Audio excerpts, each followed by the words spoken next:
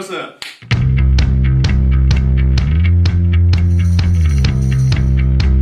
Avui vinc a parlar-vos de per què la República va perdre la Guerra Civil. Continuem la sèrie de Història d'Espanya per a selectivitat, després de Primo de Rivera i la República, que vos els deixaré per aquí dalt. Ale, a la faena!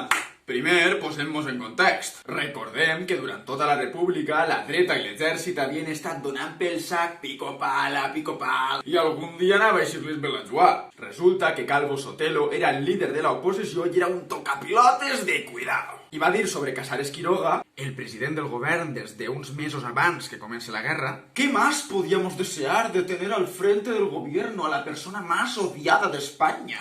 Ahí veu lo calentet que estava l'ambient, que això em recorda un poc a lo que portaven mesos fent al Pablo Iglesias, tirant-li merda per on podien. Que el tio et pot caure millor o pitjor, però això ja era en passar-se la me. Esperem, sincerament, que en l'actualitat no acabem en el mateix destí que fa un segle.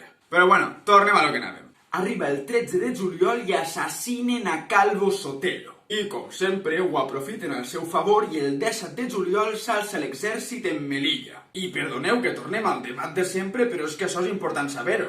En veritat, ja portaven anys volent fer un cop d'estat. En 1932 ho van intentar en Sanjurjo, però es van menjar una merda com un cabàs de gran. I en el 36 es van passar mesos planejant-ho. Que no vos conten la trola de què va ser perquè van assassinar a Calvo Sotelo, perquè simplement van dir, hòstia, mira, aprofitem el bug i fem el cop ara, així no tenim excusa. I aquí ja tenim una de les raons per les quals es va perdre la guerra. I és que el govern sabia des de feia mesos que anava a fer-se un cop d'estat, però li va suar als collons.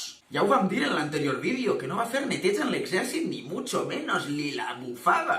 Li van fer els militars, sí, ja te vimos, no patisques. Casares Quiroga preferia esperar a veure què passava en compte de tallar-ho d'arrel. Podem culpar-lo? Òbviament sí, però també hem de pensar que en 1932 la Sanjurjada, l'altre cop d'estat que ja van intentar, va fallar i la república va seguir tan ampla. La seva intenció era que si tornava a passar algo paregut, acabar amb el colp, arribar al Parlament i dir «Nyas pebràs, ara vas i lo casques». Es pensava que anava a eixir igual de bé i va pecar de sabut. Les coses com són. És més, en el diari socialista Claridad, el 7 de juliol, abans de que Calvo Sotelo la palme, ja era notícia que es volia implantar un régimen dictatorial igual o parecido a los de Italia y Alemania. Cágate, Lorito, pa que després et diguen de que la guerra la va començar l'esquerra carregant-se el tio este, saps? A un altre que el prenguen per bobo si volen, però a mi que no em toquen els ous. També Casares Quiroga s'omplia la boca dient que l'exèrcit seria fidel a la república. I per això pensava que el cop seria fàcil de parar. I amigos para siempre, always be my friend i tot lo que tu vulguis, però aquí més que de sabuts van pecar de bobos. També te ho dic,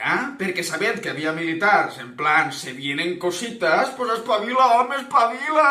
Si és que el propi Franco el va avisar en una carta el 23 de juny de que en l'exèrcit l'ambient estava calentet. Que sapigueu que este mamó va dubtar fins al final i després va viure com un rei al fill de puta durant 40 anys. Una altra raó per la qual la república va perdre la guerra va ser que quan Azaña i Casares Quiroga es van enterar del colp, van estar de xarreta i van decidir que seria bona idea no entregar-li armes a la població. Van pensar, ¿saben de què? Perquè no pensaven que una sublevació en Marroc fora un perill per a la república i tenien por de que passara com en octubre del 34 que es montara una revolució. Pues muy bien, de puta mare, 40 anys de franquisme que anem a papar-nos per gilipolles. Tens un exèrcit rebel i no li dones res a la gent per si de cas.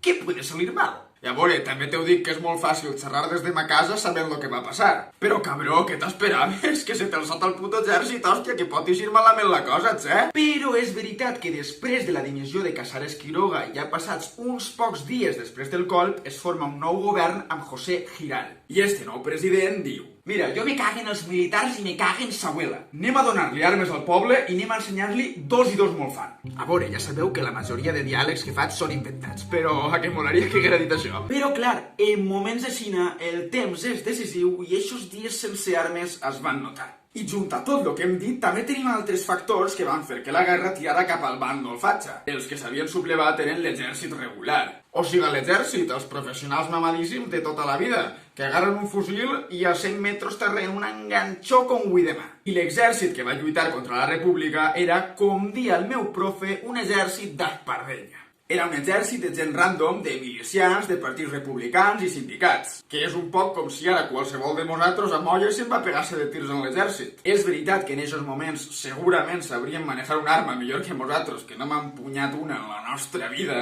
però ja m'enteneu, que un militar les pegava 100 voltes. I damunt tenim un altre problema, que dins dels defensors de la república havia forces enfrontades. Els comunistes i els anarquistes estaven barallats entre si perquè volien coses diferents. Els anarquistes volien fer la guerra i la revolució a la volta, i els comunistes dient nanai de la Xina, primer la guerra i després la revolució. I clar, com vas a guanyar la guerra si tens un exèrcit de gent random i damunt els tens arreant-se entre ells? I també una cosa superimportant és que a la república, encara que al principi de la guerra pareixia que ho tinguera tot més o menys controlat, només li ajudaven la Unió Soviètica i les brigades internacionals. Aquestes brigades estaven formades per soldats voluntaris de 54 països diferents. La majoria d'estos xavals eren comunistes i venien a ajudar a la república perquè ells ho tenien claríssim, fascismo o libertat. I aquí tenim diverses coses a dir. Primer, que la majoria no tenia experiència usant armes i van intentar ensenyar-los però no va donar temps, es va fer el que es va poder. Després, que tenien armament que a voltes ni funcionava. I també que a l'haver gent de tant de país diferent, va haver voltes que l'idioma era un problema i van haver malentesos. I ara que estem parlant de lo internacional, també cal dir que a Espanya van arribar moltes infermeres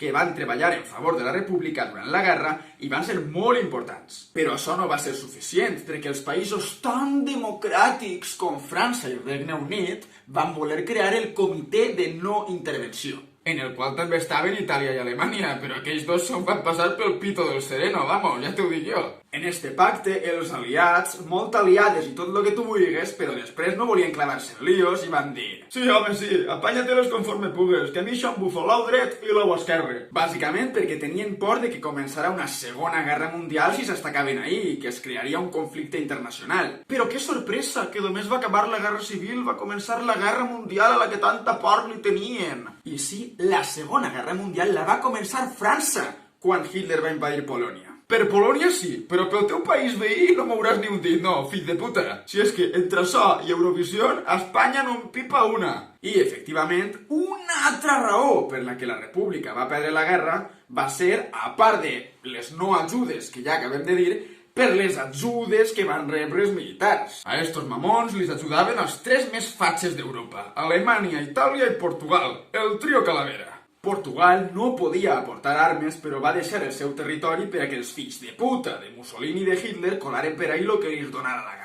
Així que al bàndol fatxa li ajudava Hitler, Mussolini i Salazar, és que vaya tres, donant avions, tropes, maquinària de guerra. Estaven realment usant Espanya com un teatret, provant armes i coses per a veure si després podien treure-li ús. Hitler, per exemple, va provar la Legió Còndor en Guernica el 1937, fent el desastre que va fer i que Picasso passaria a pintura, representant el dolor i les atrocitats per les que estaven passant els espanyols per la pròpia voluntat dels militars. Si és que tot això era culpa seua, que no vos venguen la moto. I en conclusió, la república va perdre la guerra civil perquè entre tota l'ajuda internacional que van rebre els sublevats, les poques ajudes que va rebre la república, que tenia un exèrcit d'espardenya contra un exèrcit regular de militars professionals, i que damunt tenien problemes interns i els que defenien la república no paraven de donar-se pel sac mútuament, tot això va fer que acabaren guanyant a fatxes. Bombardejos, fam, exiliats, repressió, pena de mort, ruïna econòmica i una dictadura de quasi 40 anys. Tot això, gràcies als que volien salvar Espanya. Imagina't si s'hagueren proposat arruïnar-la.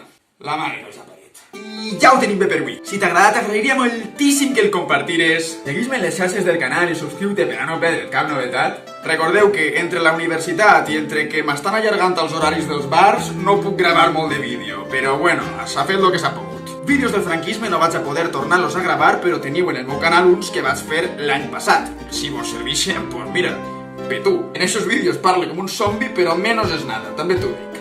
I res, recordeu que el coneixement no fa nosa i aquí estem per ampliar-lo i compartir-lo tot el que puguem. Molt bé.